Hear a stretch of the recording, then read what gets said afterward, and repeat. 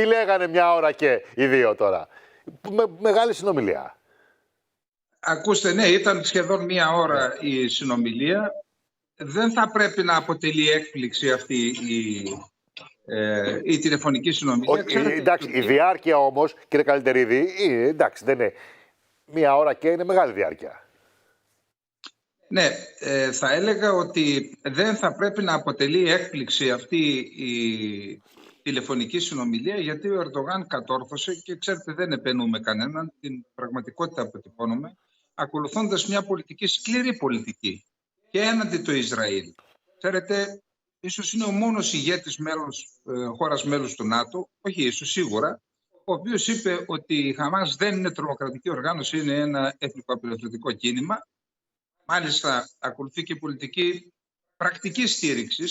Έχει δώσει διαβατήρια σε υψηλόβαθμα στελέχη της Χαμάς, άδειες παραμονής. Υπάρχουν οικονομικές δραστηριότητες της Χαμάς στην Τουρκία και δεν πτωήθηκε ούτε από τις αντιδράσεις του Ισραήλ, από τις αντιδράσεις των ΗΠΑ. Επίσης, ακολουθεί μια σκληρή πολιτική στο θέμα της Σουηδίας, μια πολιτική που θα έλεγε κανείς ότι είναι μια πολιτική ξεκάθαρο εκβιασμού. Οπότε για να, αν θέλετε να βρουν μια διέξοδο στο αδιέξοδο που έχει δημιουργηθεί, οι ΗΠΑ έκαναν αυτή την συζήτηση. Και μπήκαν όλα στο τραπέζι. Μπήκε και το θέμα της Γάζας, κυρίως το θέμα της Γάζας. Αυτό τονίστηκε και από τις δύο πλευρές. Το θέμα της Σουηδίας. Εκεί η Τουρκία διεκδικεί έναν ενεργό ρόλο. Μέχρι τη στιγμή δεν το είχε πετύχει αυτό. Και όχι μόνο ενεργό ρόλο. Διεκδικεί και ρόλο εγγυήτριας δύναμης παρόμοιων με αυτόν που έχει κερδίσει δυστυχώς με τις συμφωνίες Ρήγης και Λονδίνου στην Κύπρο. Θέλει φυσικά άμεση κατάπαυση του πυρός. Ακόμα και εκτός από εγγυήτρια δύναμη, η Τουρκία έχει σχέδια να στείλει ακόμα και ειρηνευτική δύναμη στη Γάζα. Εννοώ στρατό. Ναι. Άρα το ένα θέμα που συζητήθηκε είναι αυτό και φαίνεται ότι οι ΗΠΑ έστησαν επίκοα ότα στα αιτήματα της Τουρκίας. Το δεύτερο θέμα είναι τα F-16. Το θέμα F-16 μπήκε δηλαδή στη συζήτηση. Γιατί στην ανακοίνωση του Λευκού Οίκου δεν υπάρχει, γι' αυτό το λέω. Υπάρχει στην ανακοίνωση και της τουρκικής προεδρίας. Της τουρκικής υπάρχει, ναι. Του Λευκού Οίκου δεν υπάρχει. Βεβαίως, ο Λευκός Οίκος όμως τόνισε ότι έγινε συζήτηση για τη Γάζα. Δεν δίνουν λεπτομέρειες. Ναι. Το δεύτερο θέμα που συζητήθηκε ήταν το θέμα της Σουηδίας σε συνδυασμό με τα F-16. Εκεί λοιπόν περιμένουμε να δούμε αν η Τουρκία τελικώς αλλάξει στάση. Πάντως, κύριε Φιλιππακόπουλε, η Τουρκία λέει θα εγκρίνει η τουρκική εθνοσυνέλευση την ίδια ώρα που δούμε την υπογραφή της Γερουσίας. Δηλαδή, επειδή η κυβέρνηση Biden και το State Department έχουν ταχθεί σαφώς υπέρ της πώλησης είτε καινούργιων F-16 είτε των συλλογών εξυγχρονισμού στην Τουρκία, το μόνο πρόβλημα είναι η Γερουσία, οπότε θέλουν να ξεπεραστεί αυτό το πρόβλημα την ώρα που θα υπογράφουν αυτοί, θα εγκρίνουν από την Εθνοσυνέλευση και μετά είναι καθαρά διαδικαστικό πώς θα έρθουν τα F-16 στην Τουρκία. Άρα είμαστε κοντά σε αυτό, λέτε, κύριε Καλυτερίδη, είμαστε κοντά σε αυτό.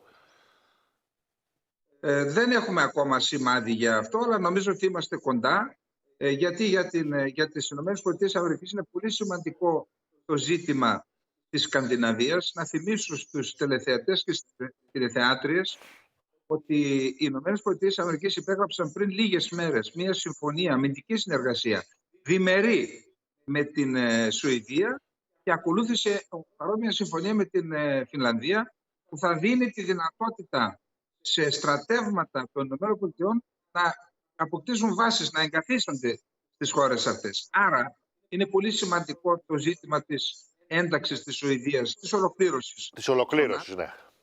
Πιθανόν λοιπόν οι ΗΠΑ να κάνουν αυτό το βήμα ταυτόχρονα με την Εθνοσυνέλευση και συζητήθηκε και το θέμα της λεγόμενης ελληνοτουρκικής προσέγγισης. Αυτό ήθελα να σας ρωτήσω γι' αυτό. Λέει, είναι στην επίσημη ανακοίνωση του Λευκού Οίκου, στηρίζουν τα επικοδομητικά βήματα στη σχέση Ελλάδος-Τουρκίας. Υποθέτω αυτό το εξαγάγουν τα θετικά βήματα από την τελευταία επίσκεψη Ερντογάν. Υποθέτω από αυτό. Μα αυτό ήταν η υπογραφή του διακήρυξης Και των η Αθηνών. διακήρυξη των Αθηνών, ναι. Ό,τι άλλο τεκταίνεται και θα δούμε το επόμενο διάστημα. Ξέρετε, εδώ είμαστε υποχρεωμένοι να πάμε στην άλλη πλευρά. Να βγάλουμε το καπέλο το ελληνικό, να δούμε τι συνιστά για τις ΗΠΑ αυτή η διαδικασία της προσέγγισης. Αυτό ρωτώ.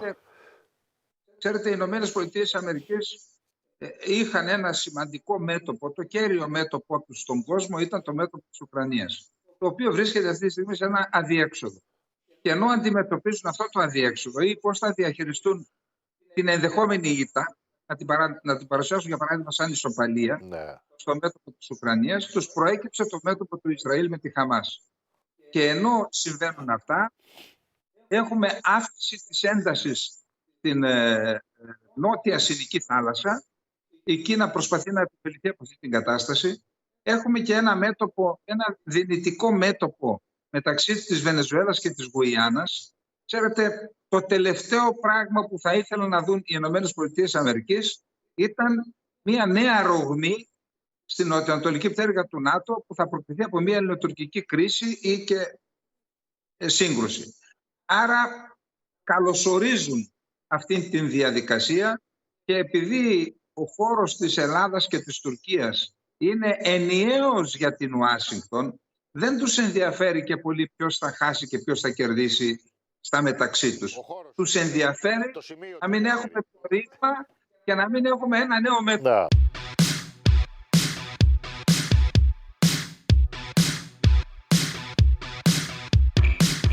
Παίζουν στην Αμερική, είναι σίγουρο το γνωρίζουν. Τα θέματά μας, τα προβλήματά μας, αυτά τα οποία λέει κατά καιρούς ο Ερντογάν, την επιθετικότητα του Ερντογάν, οι γαλάζιες πατρίδες, οι αποστατικοποιήσεις, οι αμφισβητήσεις νησιών, όλα αυτά γνωρίζουν.